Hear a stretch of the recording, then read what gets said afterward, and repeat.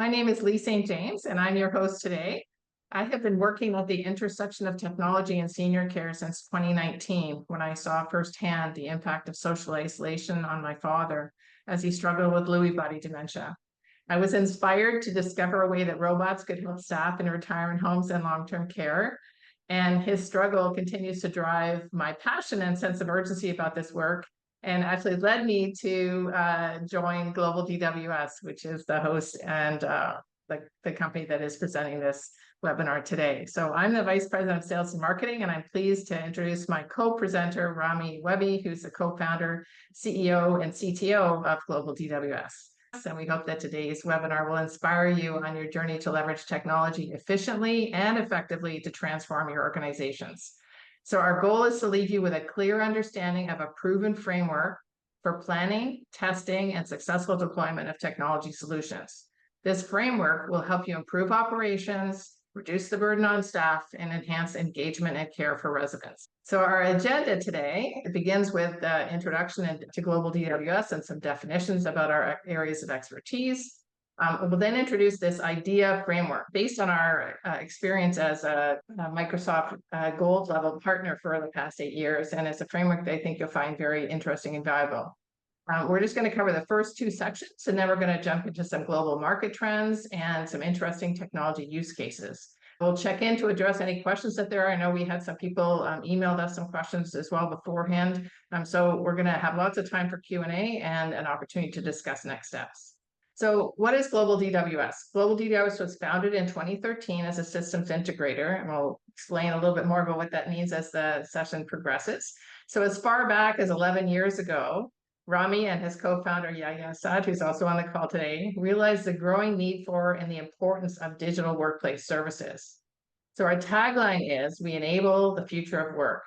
The company helps customers integrate and leverage the latest technologies, and the focus is on improving safety and sustainability, increasing productivity, and contributing to greater employee and customer satisfaction. Our commitment is to deliver efficient, affordable, and timely solutions. And we do that by focusing on these 3 areas. So I'm gonna hand it over to Rami in just a moment, and he's gonna really define what these 3 major areas of expertise are. You've probably heard, all about artificial intelligence. What is Internet of Things? Well, what does that mean? And so I'm going to hand it over to Rami now to talk us through that.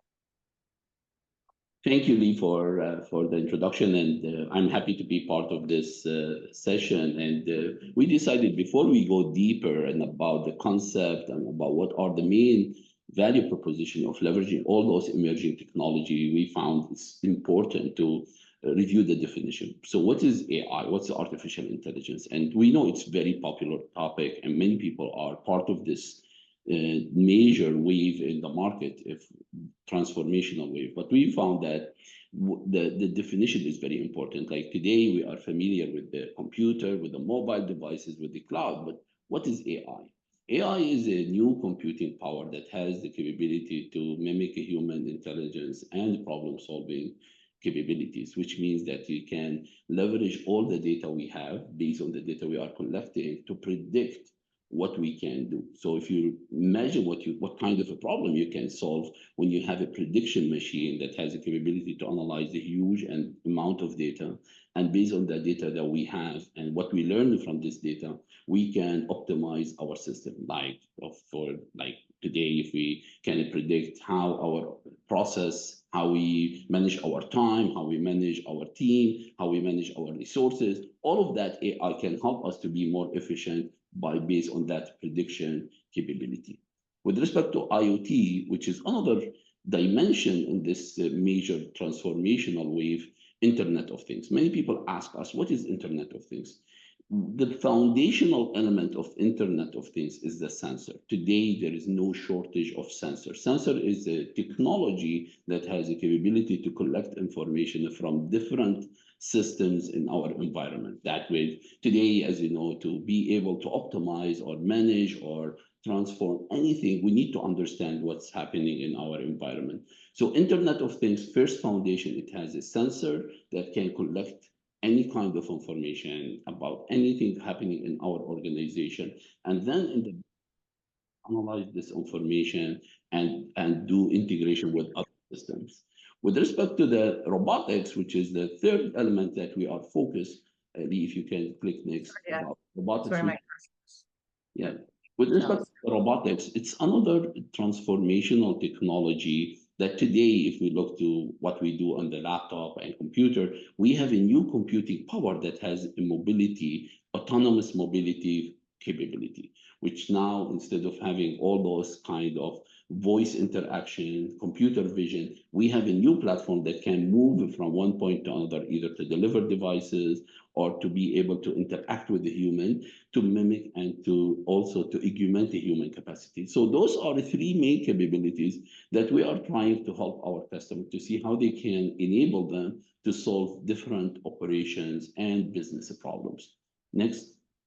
So, and when we like today at the end, it's not our objective is the technology. At the end, we need to think how we work today, how we, as you see, our buildings, we have a traditional approach of running our building or our workplaces. When we talk about the GlobalDWS, which is digital workplace, we try to understand how we used to do things and how we leverage those in new capability between AI, Internet of Things, IoT, and robotics to elevate our process and our approach of manage the building. So we go, it's a journey. We don't expect our customers to go directly from level 1 to level 4 but we expect now to be more competitive and more advanced, to start somewhere based on our understanding of our problems and leverage those capabilities. So we go from traditional to automated, where we can have fully integrated system, and then smart building, where we have sensors that can collect information about our behavior, about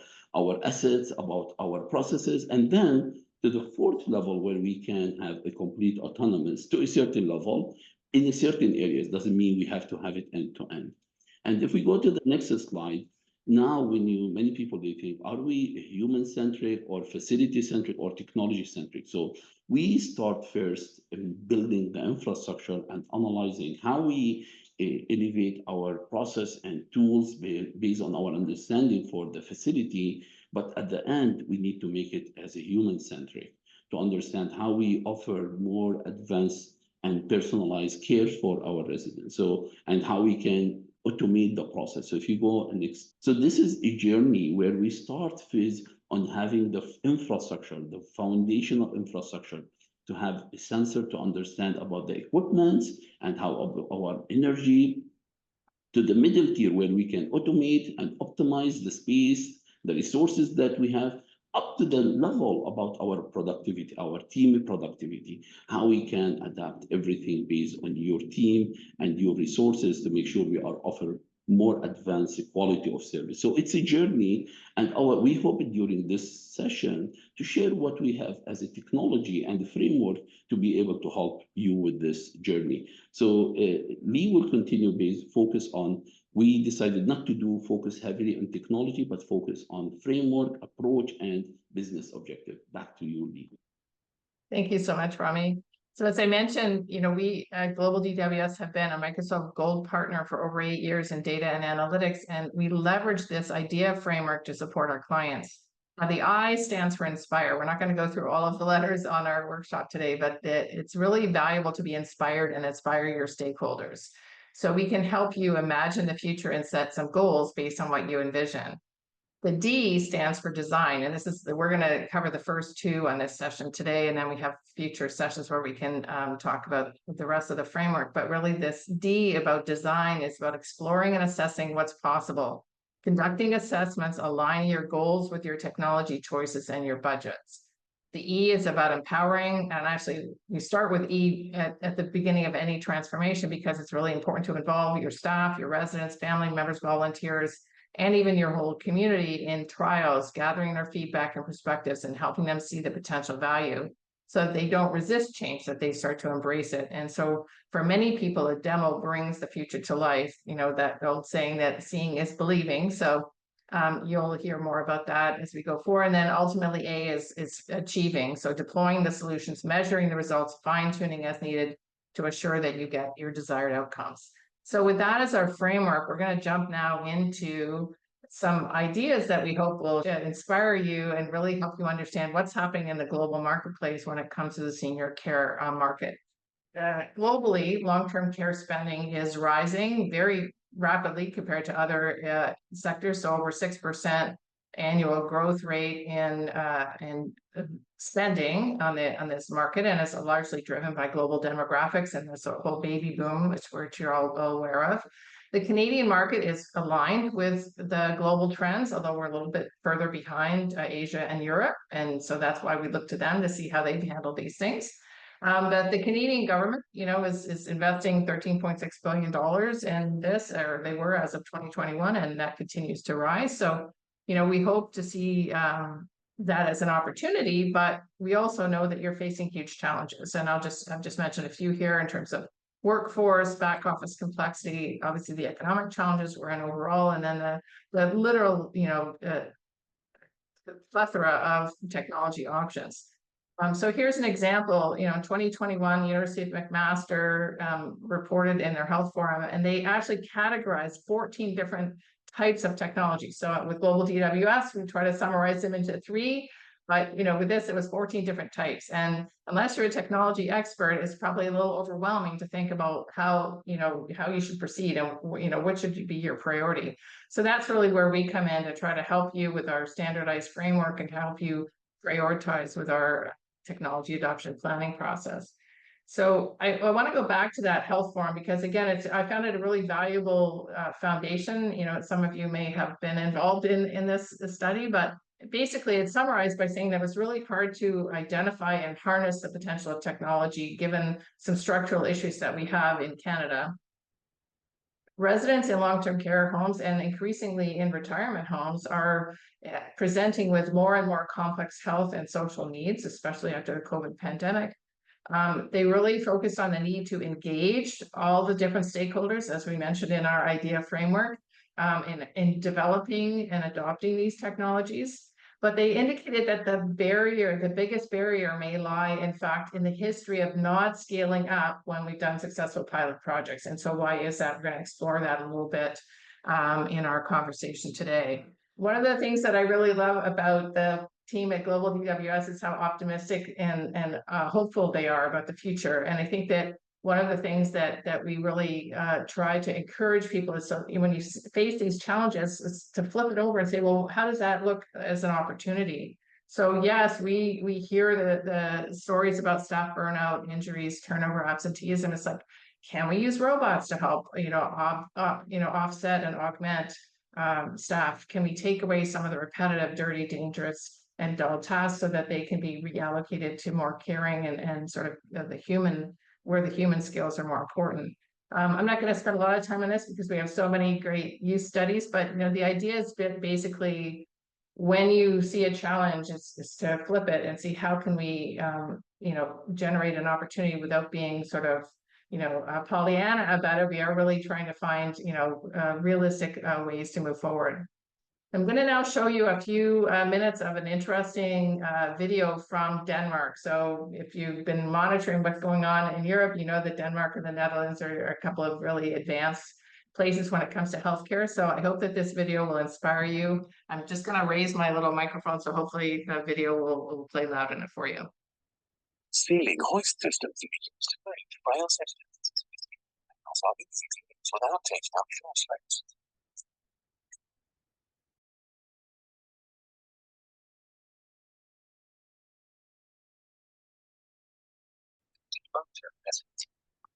Automatic motion turning system provides more safety in the movement of complex systems. The clouds provide the necessary evidence for usability testing and inflections on which decisions for large-scale implementations can be made. Denmark is a front runner. Concept is now being exported to complex systems. That's inspiring for you. Go ahead. Sorry for the voice. Maybe the voice was not clear, but the main message, how that region was able to leverage all those emerging technologies and put them together to be able to solve different business problems. And they look to the process end to end, and they try to understand that problem and how those technology will be able to address those friction or challenges or constraints This next slide, you're not intended to read all the different text boxes on it, but it's based on a report from the Netherlands in 2021 called Smart Home Modification Design Strategies for Aging in Place. So the intention of sharing this illustration is to highlight the evolution towards smart homes. Rami talked in his introduction about smart buildings, but also, we're seeing across our society the adoption of smart technology. So if people are not already using these technologies at home, families and older adults will soon be coming to congregate living facilities, having become used to and perhaps reliant on some of these smart technologies. So just to flag, these blue circles are assistive technologies like handrails and emergency alarms and stair lifts. The red circles are sensors, what the Dutch call ambient intelligence. And so that's the IoT part of things. And then the yellow circles are communication devices. And at either end, connections to family with servers and to healthcare providers. So just think that it's a really interesting report. And again, we make these resources available to you. The last example from our global sort of summary here comes from Taiwan, where, in Asia, they're at least 10, if not 15 years ahead of us in terms of the demographic shift to aging. And it really is an interesting report about wearable devices. And we know that many older adults are not wanting to wear something on their wrist or, around their neck or whatever. And so we have all kinds of options that need to be implemented. And it's really about connecting those devices to a common dashboard. And that's the magic of integration. And so I said earlier, I talked to you about what does system integration mean. And it's really about, regardless of what the hardware is, it's like, how can you get that data into a common platform so you can help in your decision making, and that's really what we're focused on. So we're now going to go through some use cases, and I'm happy to answer any questions. So please don't hesitate to either raise your hand or put a question in the chat, and we'll take a pause after the next 3 or 4 slides.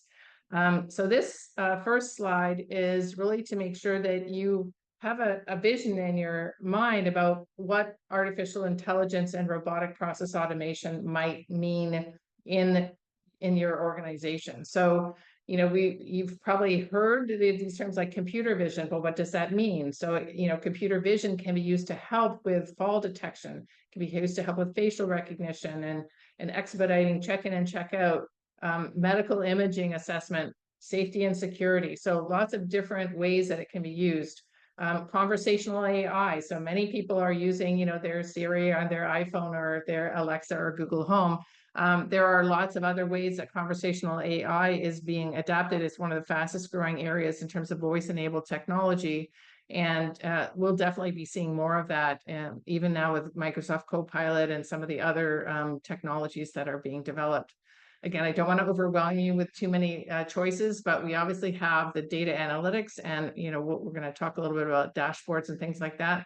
And then the whole area of robotic process automation. So robots, are the visible part of technology, but in the background, there are some ways that you can automate processes that such as routine invoicing and payroll processing, inventory management, ordering and streamlining HR onboarding processes, even training and different things. So want to make sure that you understand that these solutions are available. They're not all terribly expensive, and they're really helpful in terms of finding value in and changing the way you do your work now, so that you are freed up to deliver your services in more effective ways.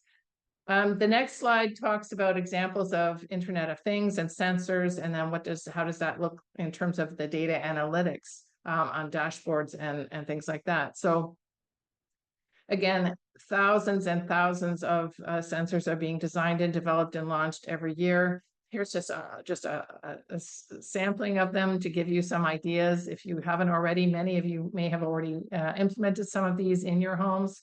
Environmental sensors, water leak detectors is one of my favorite.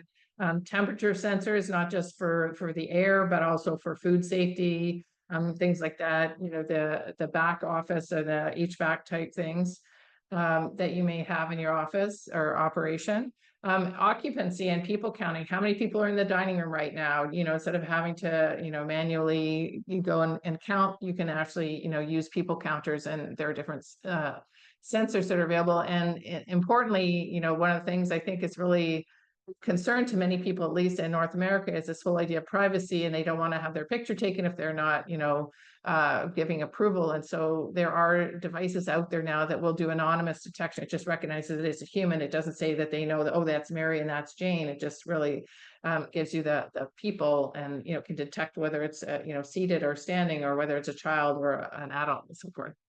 And then the last one is there's a picture there of our Verbrix solution. This is an interesting and sort of revolutionary, I think, device that combines both stationary and mobile robotics and IoT to monitor and inspect your facilities, and can really help you receive notifications. So instead of having to track it yourself, the computer is, given a certain set of rules, will notify you, send an email or a text message, or, make a phone call if there is something that is beyond an acceptable level.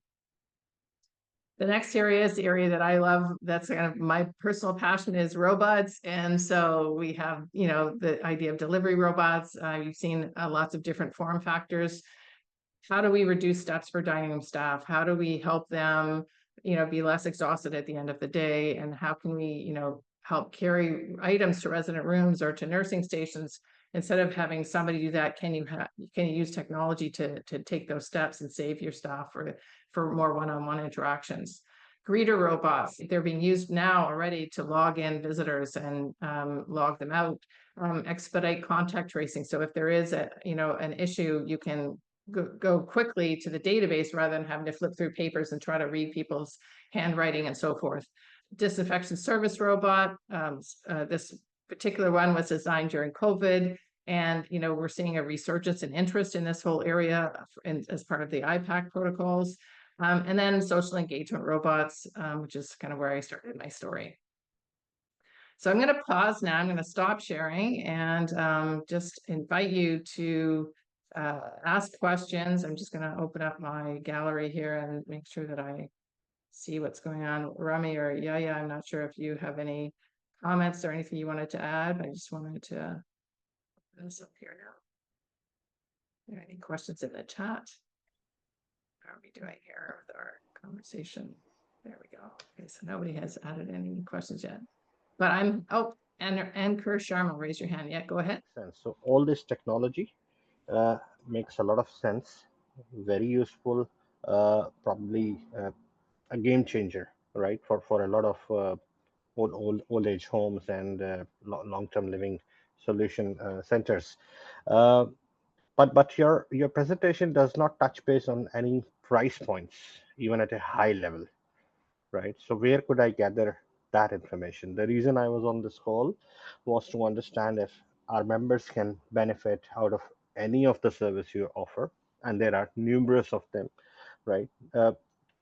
I would like to also, when I go back to my members, my leadership, my board of directors, I would like to also tell them what is the expected cost involved. So if you can provide any of that information, or maybe send a brochure or something after the call, circulate with everyone, or maybe one-to-one to me, that would be awesome. Of course, yes. And I mean, that's VP of Sales and Marketing, that's me. So I'm definitely happy to talk to you about pricing and so forth. We don't mention it specifically because what we really do typically is we start with assessing the business use cases and where are the opportunities for savings, and then look at custom solutions that meet your budget requirements. So if you need a $10,000 robot, or you have room to make a $100,000 robot, it's like, okay, great. But it doesn't really matter what it costs. It matters how is it going to impact your operations, right? So it's really, that's the process of doing a digital assessment, and then the technology adoption plan is to assess not just what's the cost, but how is it going to reduce your reduce your costs. I guess how can you find savings, and how can you gather value from that implementation? So that's the kind of the dichotomy of trying to put a price tag on anything, right? So yeah. No, that absolutely makes sense. I think the follow-up to that would be, So essentially, what we are looking at is, for example, robots, right? There has to be some minimum investment we have to make, right?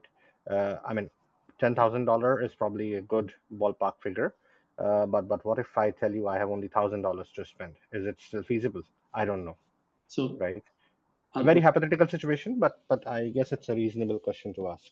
Let me tell you something. First, thank you for your question. And we have good material ready. As you know, like we have done many projects. So we are not, so we are ready to provide you after this session with the product catalog, with the data sheet, with the price.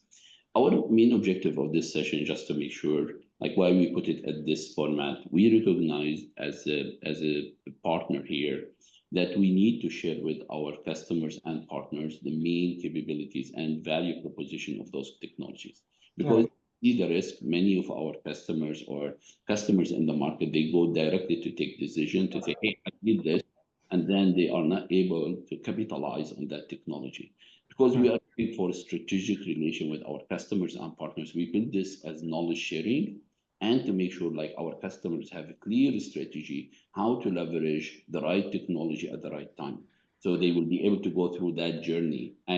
But for sure, at the end, there will be business decision about budget, about timing, and we are ready to offer this material directly. But we hope in this session, we will be able to share that this technology is not anymore in science, in just for IT, when we talk about AI, about IoT. Before, to a certain period, AI was for data scientists, but today, other customers are deploying their solutions. So we would like this community to be ready, empowered with knowledge and experience how to do it. What is the right way? Many of our customers came to us and say, we don't know where to start. So we hope in this exercise we share how to start, and we will help you during the journey from technical and business process. Like if you need about budget, case study, we are more than happy to offer all that material for you and for all our customers.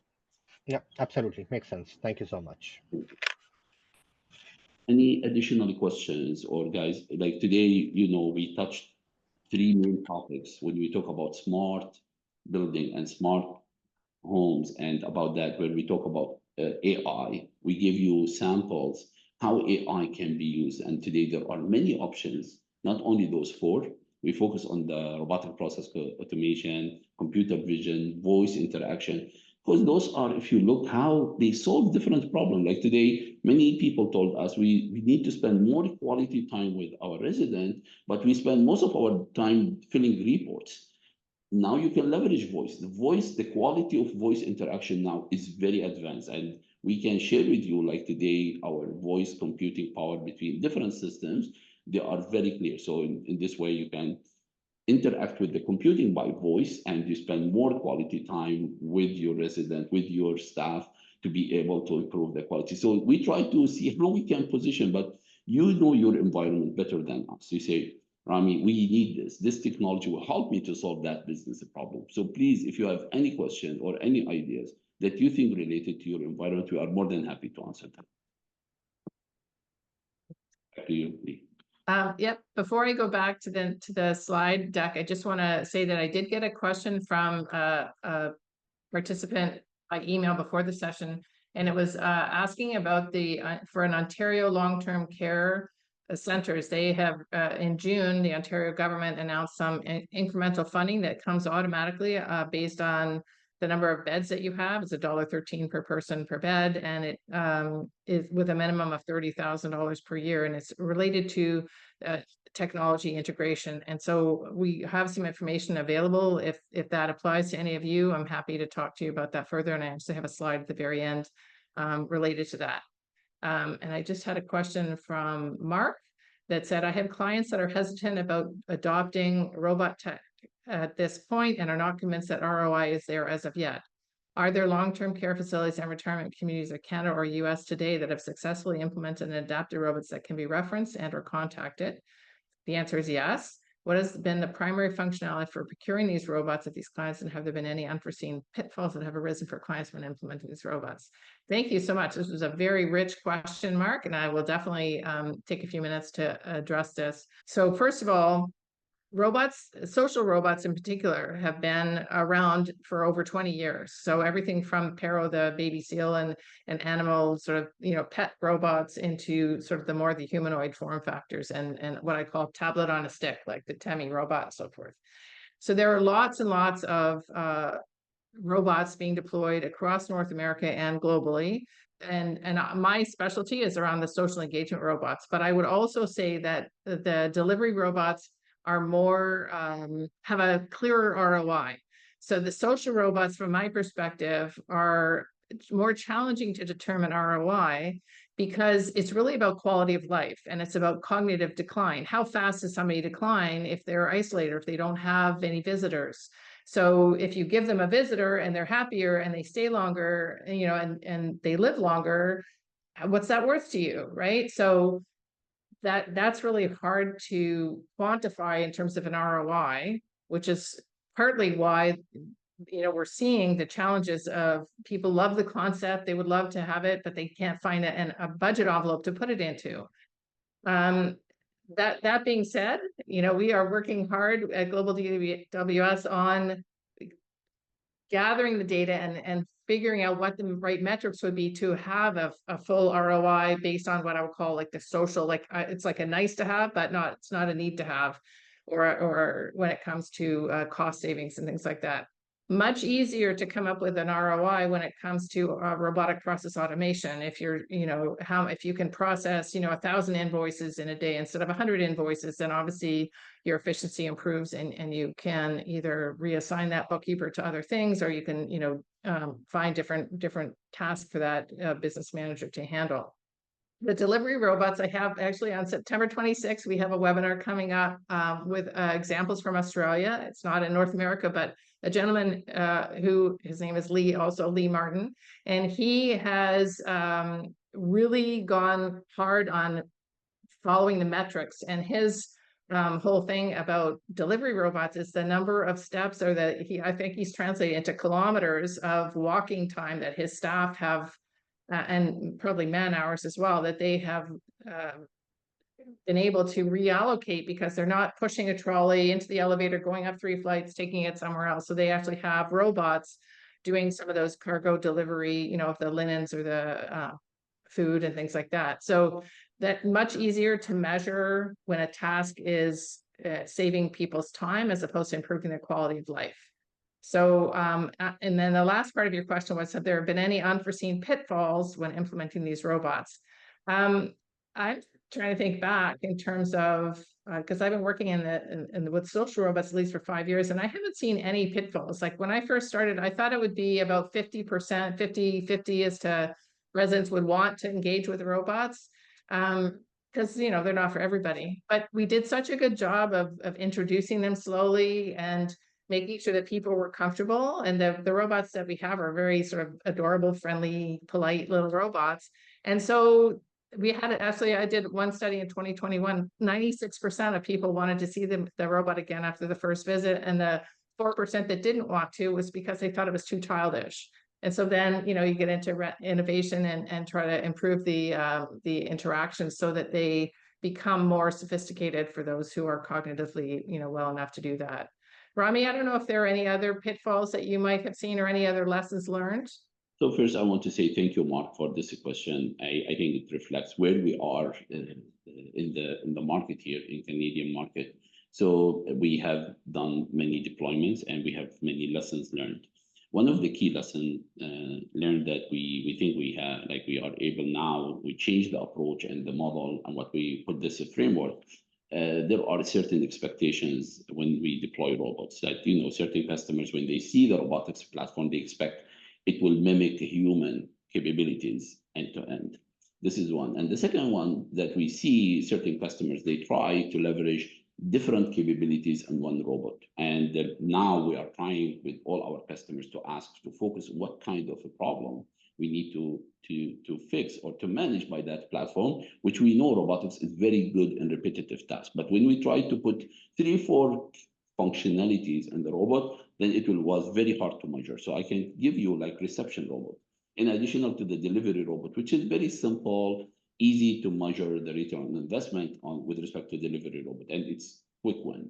However, with respect to the reception robot, like certain customer, they decided to do the reception robot to do wayfinding, check in, check out, and they were able to measure, but then they start adding more. I need the robot when it is not busy to do security, then to do, and that's where we found in the lessons learned, we start facing challenges. How to, that one system to do those three functionality, it will get more complex.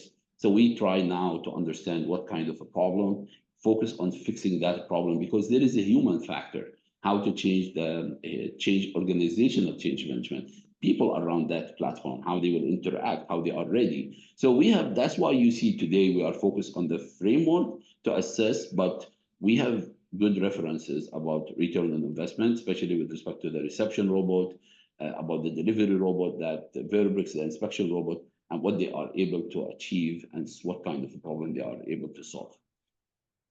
Thank you, Rami.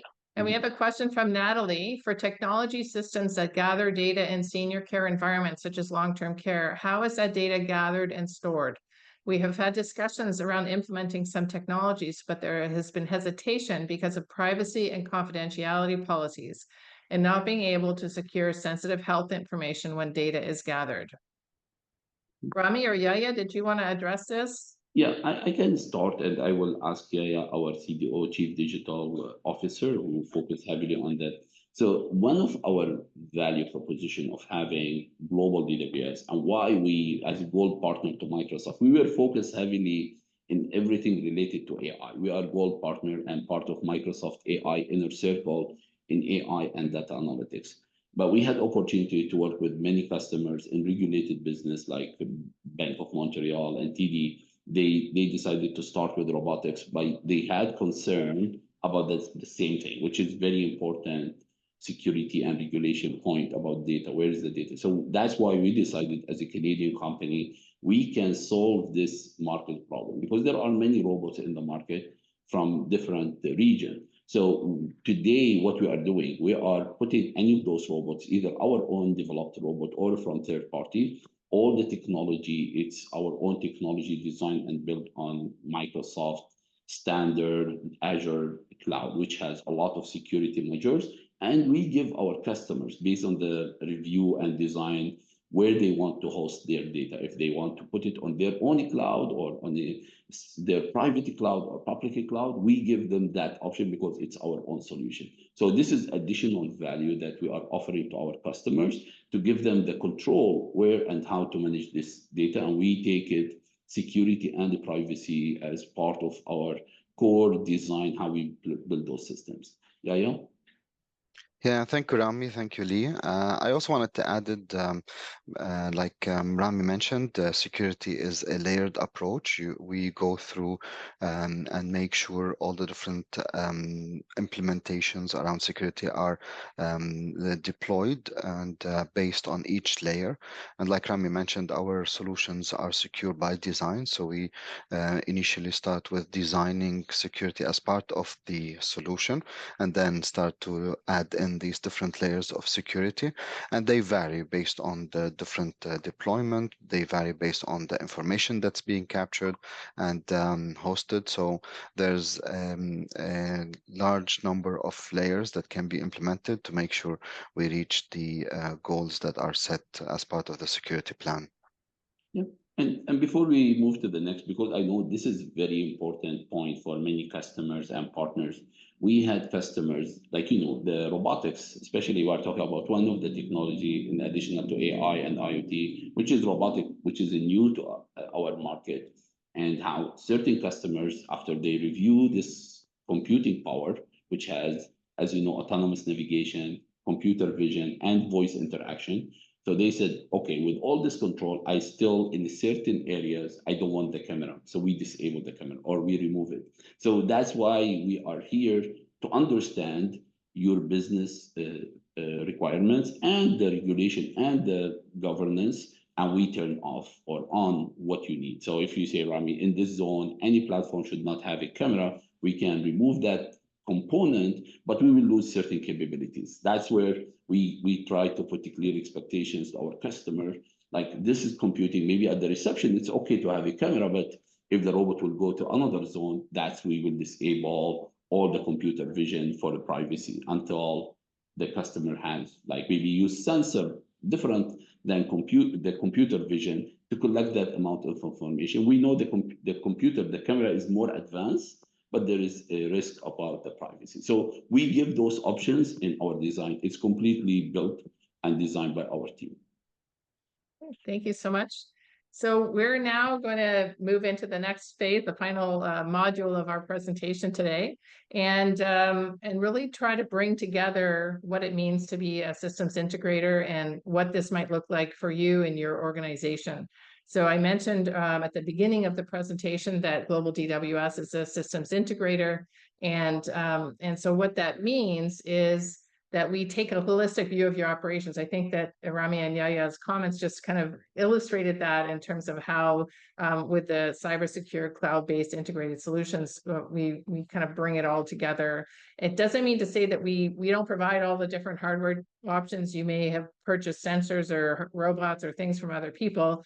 That's fine. We can assess them and make sure that as the data is integrated, that there are no security lapses and things like that. So that's really sort of the model that we work with. And now it's time to learn about our technology adoption business model, which is really the key takeaway from the webinar. And I want to make sure that you understand how we think about supporting our clients. So many times we find, oh, there's funding available, people want to buy something, whether it's some AI app or a robot or whatnot.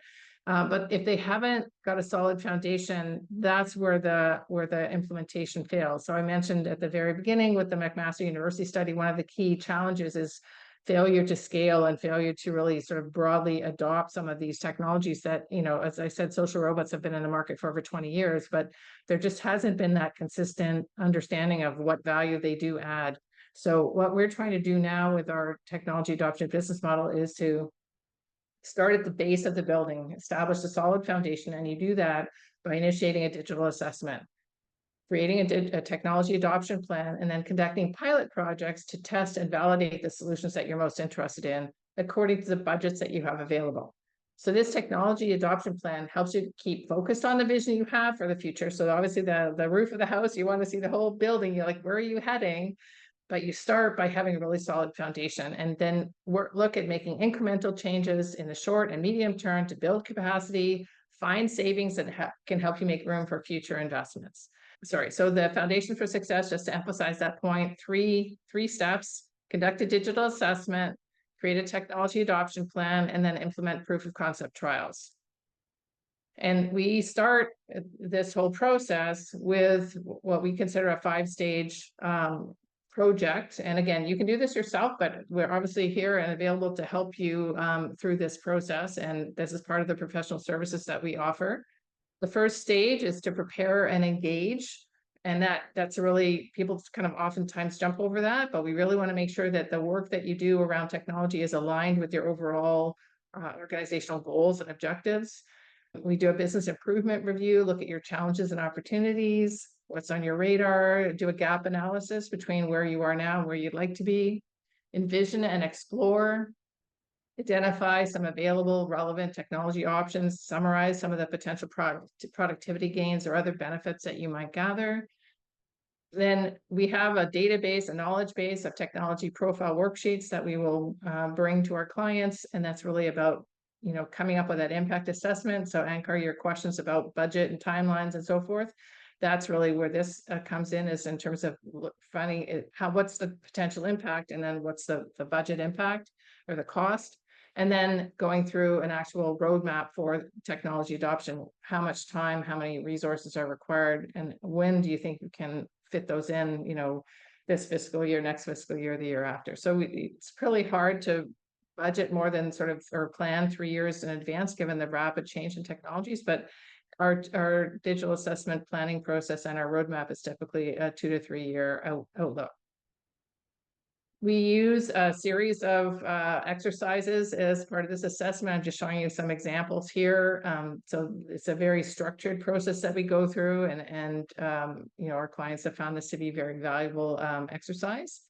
And then the key thing I just wanted to leave you with in terms of how would this work for us is that when you're doing those impact assessment and technology worksheets, it's really about a type of problem you're trying to solve. So rather than saying like, oh, I want to look at this robot and then try to figure out what it can do, we try to start it from the other way. Like what area you're trying to work on? Is it in the greeting and reception area? Is it fall detection? Is it social engagement? Are you looking at sort of some telepresence options? So it doesn't have to be a robot. Maybe a tablet is a better solution. We hear lots of concerns and issues around communications between staff and residents and between families and administration and so forth.